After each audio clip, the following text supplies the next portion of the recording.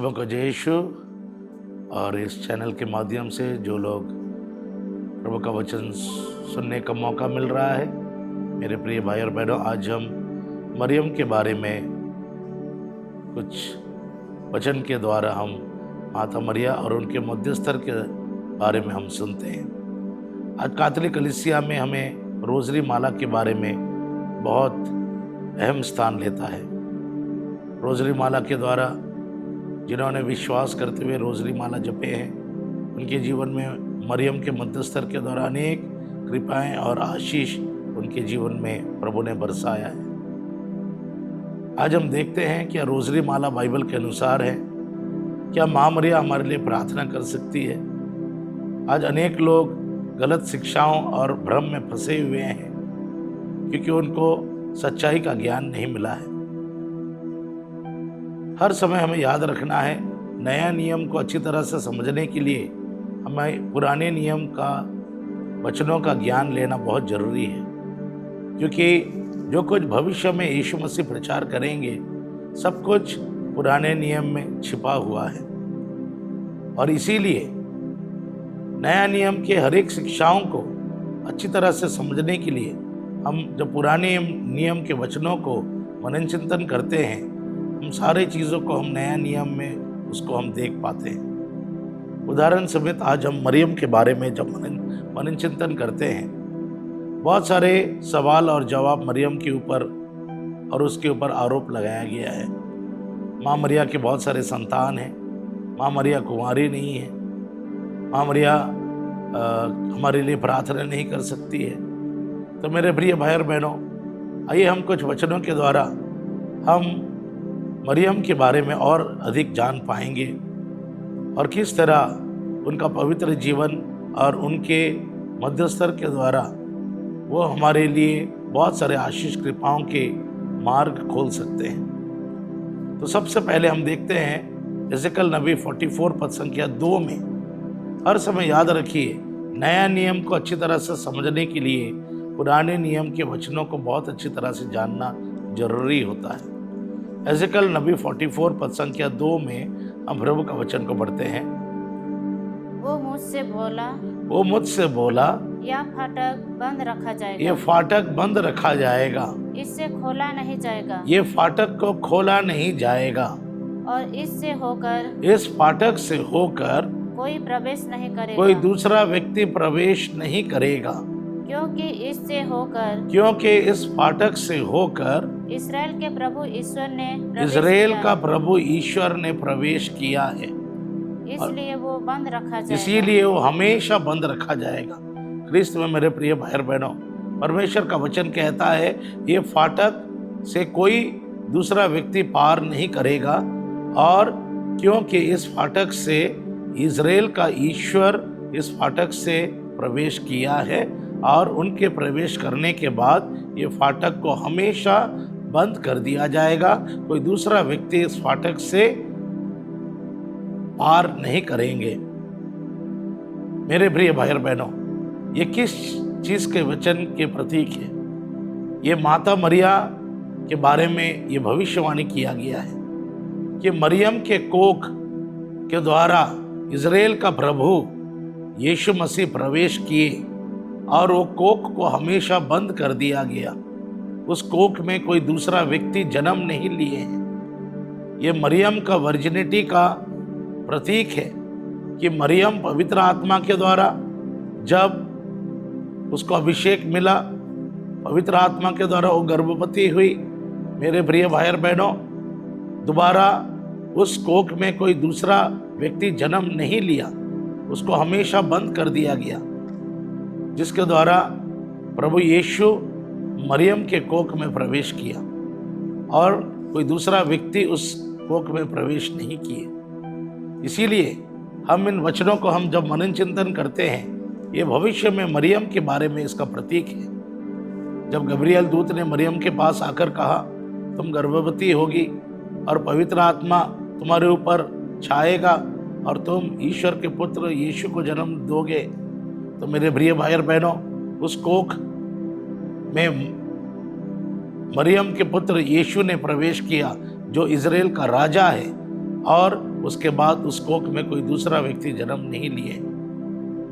तो ये स्पष्ट रूप से पता चलता है कि मरियम कुंवारी थी और उनका एक ही पुत्र था और उनके बाद उनके जीवन में कोई दूसरे संतान नहीं थे।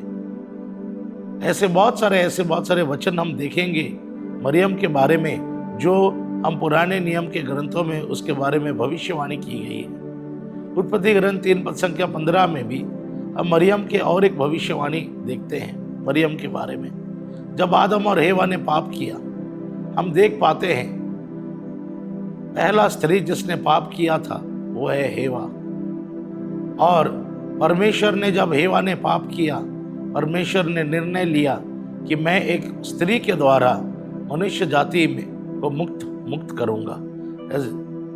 उत्पत्ति ग्रंथ 3:15 में हम प्रभु का वचन को पढ़ते हैं, मैं तेरे और स्त्री के बीच में तेरे वंश और उसके वंश में शत्रुता उत्पन्न करूंगा। तेरे वंश और उसके वंश में शत्रुता उत्पन्न करूंगा। वो तेरा सिर कुचल देगा, वो तेरा सिर कुचलेगा और तू उसकी एड़ी काटेगा। ये किसके बारे में भविष्यवाणी की गई है? ये भविष्य में मरियम और उनके पुत्र यीशु मसीह के बारे में भविष्यवाणी की गई है, जो यीशु मसीह शैतान का सर को कुचलेगा। मेरे प्रिय भाई और बहनों, और भविष्य में हम देखते हैं और जानते हैं उस क्रूस के नीचे कलवरी पर, जहाँ पे मरियम ने क्रूस के नीचे अपने पुत्र यीशु मसीह का बलिदान होते हुए देखा। प्रभु यीशु ने अपने क्रूस बलिदान के द्वारा उन्होंने शैतान के सर को कुचला, शैतान की शक्ति को नष्ट किया, और इस कार्य के द्वारा प्रभु यीशु का अपना जान देना पड़ा। तो मेरे प्रिय भाई और बहनों, ये मरियम के बारे में ये भविष्यवाणी की गई है कि शैतान और मरियम के बीच में हर समय शत्रुता उत्पन्न होगा, और कौन जीतेगा? मरियम का पुत्र यीशु शैतान का सर को कुचलेगा। तो ये वचन भी मरियम के बारे में, मरियम का प्रतीक है, मरियम के बारे में भविष्यवाणी की जा रही है। इसलिए मेरे प्रिय भाई और बहनों, रोजरी माला में जब हम प्रार्थना करते हैं, शैतान रोजरी माला प्रार्थना से चिढ़ता है, क्योंकि रोजरी माला परमेश्वर का वचन है।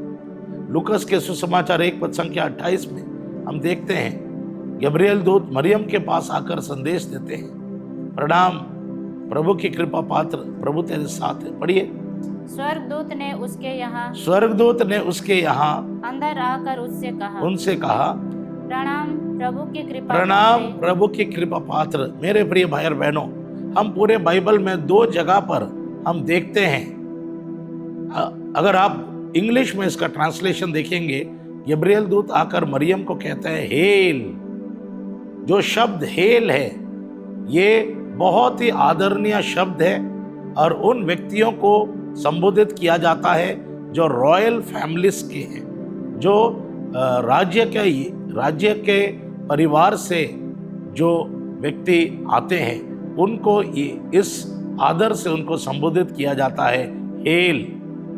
रानी के परिवार, राजा के खानदान से जुड़े हुए लोगों को हेल कहा जाता है।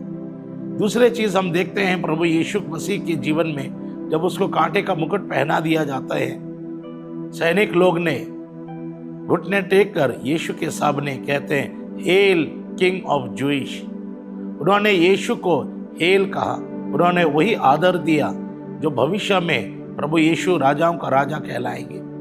और उसी तरह परमेश्वर ने गब्रिएल दूत के द्वारा मरियम को हेल मेरी कहा। ये बहुत ही आदरणीय शब्द है।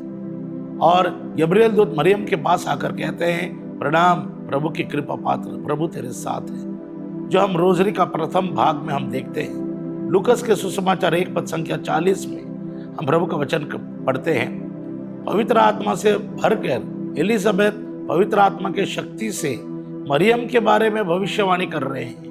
क्या कह रहे हैं? लूकस 1:40, उसने जकरियस के घर में प्रवेश कर एलिजाबेथ का अभिवादन किया। जो ही एलिजाबेथ ने मरियम का अभिवादन सुना, बच्चा उसके गर्भ में उछल पड़ा, और एलिजाबेथ पवित्र आत्मा से परिपूर्ण एलिजाबेथ पवित्र आत्मा से भर गई, वो ऊंचे स्वर से बोल उठी। और पवित्र आत्मा का प्रेरणा से एलिजाबेथ नहीं कह रही है, एलिजाबेथ अपने मन और दिल से इसकी घोषणा नहीं कर रही है? पवित्र आत्मा से भर के, पवित्र आत्मा का प्रेरणा से वो मरियम के बारे में क्या कह रही है? आप नारियों में धन्य आप नारियों में धन्य है और धन्य है आपके गर्भ और का फल। धन्य है तेरा गर्भ का फल। मेरे प्रिय भाई और बहनों, इसी चीज को हम रोजरी माला में हम दोहराते हैं। ये परमेश्वर का वचन है, पवित्र आत्मा का प्रेरित वचन है।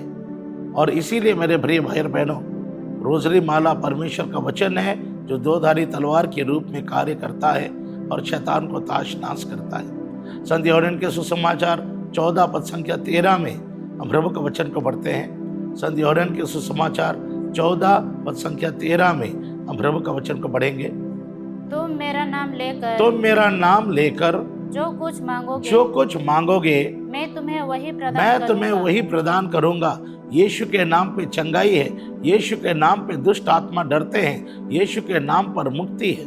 लूकस के सुसमाचार 10 पद संख्या 17 में हम प्रभु का वचन को पढ़ते हैं। लूकस के सुसमाचार 10 पद संख्या 17 में हम प्रभु का वचन को पढ़ेंगे। 72 शिष्य सानंद लौटे और बोले, प्रभु आपके नाम के कारण अबदूत भी हमारे अधीन होते प्रभु हैं। तेरे नाम के कारण शैतान भी हमारे अधीन होता है।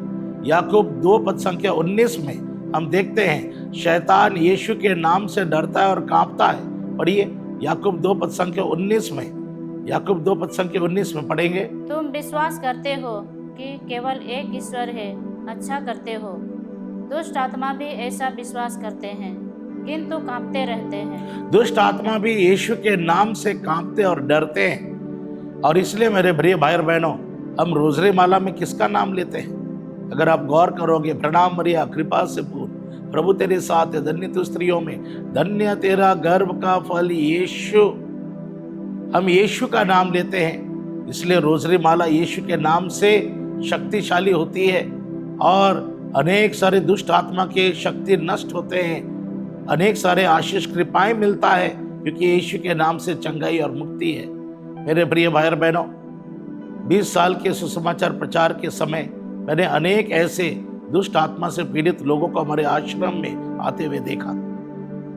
हमें भूत भगाने का अधिकार, शक्ति और नहीं मिला है, ना मेरे पास इतने वरदान प्रभु ने दिया है, लेकिन हम रोजरी माला की शक्ति को जानते हैं, हम यीशु का नाम का शक्ति को हम जानते हैं और हम विश्वास करते हैं यीशु के नाम में शक्ति है। मेरे प्रिय भाई और बहनों, एक बार एक बहन जिसके अंदर में दुष्ट आत्मा प्रवेश कर चुका है और वो अन्य धर्म की थी और उसकी बेटी उसकी माँ को लेकर आई और बता रही थी, रात के समय दुष्ट आत्मा मेरी माँ के ऊपर हावी हो जाती है और वो हमें नहीं पहचानती है और चाकू लेकर हमें दौड़ाती है। उन्होंने कहा, हम बहुत सारे जगह पर गए, प्रार्थना चढ़ाए, पूजा किए, हर जगह पर हमने दुआएं की, लेकिन कोई फर्क नहीं पड़ा। दुष्ट आत्मा इसके जीवन में और शक्तिशाली बनते गया और हमने यीशु के बारे में सुना, किसी ने हमें यीशु के बारे में बताया, हम वही विश्वास लेकर आए हैं। तो मेरे प्रिय भाई और बहनों, जैसे हम उनसे बातचीत कर रहे थे और मैंने कहा, देखिए मेरी बेटी, यीशु ही तेरे माँ को स्वतंत्र कर सकता है। अगर तुम विश्वास करके आए हो, ज़रूर प्रभु आपको मदद करेंगे। तो मैंने बाइबल खोलने की, मैंने जो बहन मेरे साथ थी, मैंने उसको कहा, आप बाइबल खोलिए और पढ़िए।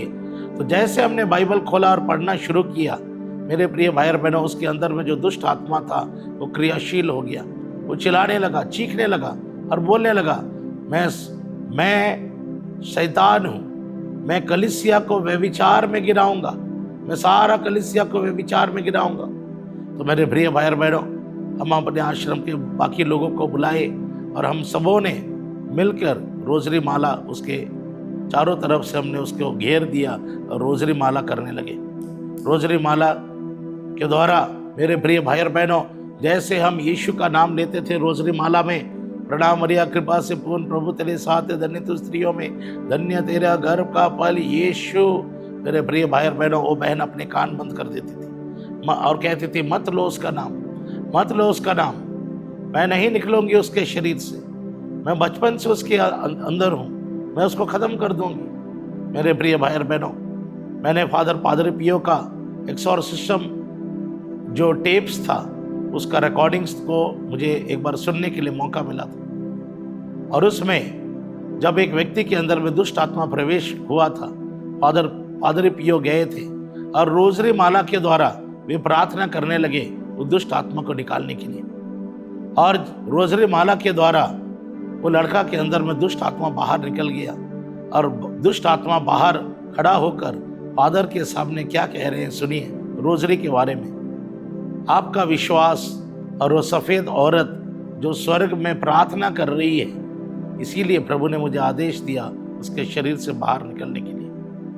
मेरे प्रिय भाई और बहनों, शैतान ने फादर को कहा तुम्हारा विश्वास और वो सफ़ेद औरत जो स्वर्ग में प्रार्थना कर रही है, इसीलिए मैंने उसके शरीर से बाहर निकला। ये सफ़ेद औरत कौन है?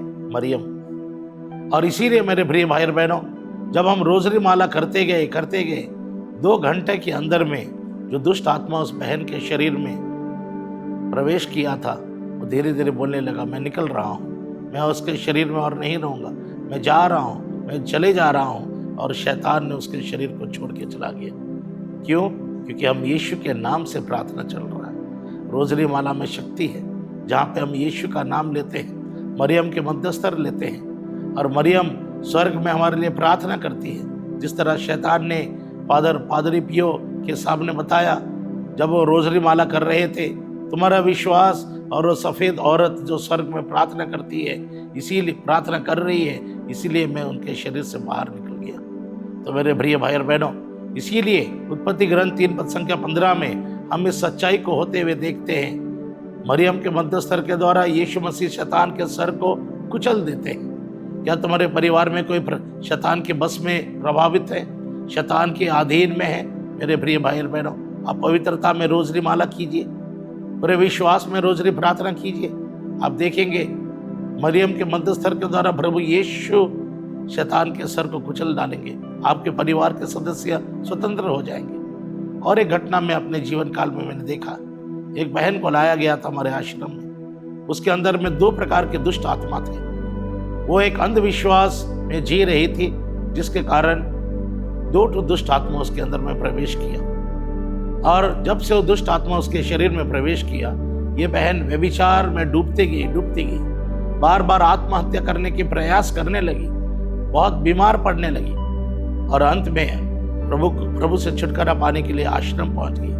हमने यीशु मसीह के बारे में बताया, उसके अंदर में विश्वास को जगाया, यीशु के बड़े बड़े चिन्ह और चमत्कार के बारे में उसको समझाए, उसके अंदर में विश्वास बढ़ गया। और मेरे प्रिय भाई और बहनों, हम प्रार्थना करना शुरू किए और विशेषकर मैंने उसको कहा तुम उपवास लेना शुरू करो। और हम रात जागरण प्रार्थना करने लगे। निर्गमन 14 पद संख्या 21 में हम देखते हैं परमेश्वर ने मूसा जब इजरायलियों को लाल समुद्र पार करवाया और फारो राजा के सारे सैनिकों को समुद्र के पानी में उनको डुबा दिया। ये कौन सा समय था? रात के समय। ईश्वर, बाइबल का वचन कहता है, रात भर परमेश्वर ने युद्ध किया और फारो राजा के सैनिकों को नष्ट कर दिया। रात की प्रार्थना बहुत प्रभावशाली होती है। रात जागरण प्रार्थना, it's a prayer of sacrifice, where you sacrifice your sleep and your comforts and you pray. इसलिए मेरे प्रिय भाई और बहनों, परमेश्वर कार्य करते हैं और रात के समय प्रार्थना करने लगे। 2 दिन 3 दिन मेरे प्रिय भाई और बहनों, वो बहन के लिए हम निरंतर प्रार्थना करते गए रोजरी माला के मध्यस्तर के द्वारा, जहाँ पे यीशु का नाम लिया जाता है। और दुष्ट आत्मा 3रा दिन उसके शरीर को छोड़ के चला गया। वो बहन स्वतंत्र हो गई और उसको प्रभु यीशु मसीह का दर्शन मिला। तो मेरे प्रिय भाई और बहनों, हम देख सकते हैं किस तरह रोजरी माला के द्वारा प्रभु यीशु कार्य करते हैं। मरियम हमारे लिए प्रार्थना करते हैं, मध्यस्तर बनते हैं। उसकी प्रार्थना के द्वारा आज अगर आपके परिवार दुष्ट आत्मा से पीड़ित है, आप रोजरी माला के ऊपर भरोसा कीजिए, पवित्रता में प्रार्थना कीजिए, प्रभु आपके जीवन में कार्य करेंगे रोजरी माला के द्वारा। आइए हम आंखें बंद रखें। प्रेमी पिता परमेश्वर, हम धन्यवाद देते हैं इस महान वरदान के लिए जो आपने हमारे कलीसिया को दिया है संत डोमिनिक के द्वारा। प्रभु यीशु, आज हम उन सभी भाई बहनों के लिए प्रार्थना करते हैं जो रोजरी माला में उनका विश्वास नहीं है, जिन्होंने रोजरी माला को रोजरी माला पर विश्वास करना बंद कर दिया, प्रभु यीशु आप उनके अंदर में विश्वास को जगाइए। माँ मरिया आप उनके लिए विशेष प्रार्थना कीजिए। जो लोग आपको आदर नहीं करते, जो लोग रोजरी माला की प्रार्थना में भरोसा नहीं करते, गलत शिक्षाओं में फंस गए और मरियम का आदर नहीं करते, हम ऐसे व्यक्तियों के लिए विशेष प्रार्थना करते हैं। ये पवित्र आत्मा परमेश्वर आप उनको आलोकित कीजिए और उनको सच्चाई का ज्ञान दीजिए। प्रार्थना करते हैं यीशु के नाम पर, आमीन।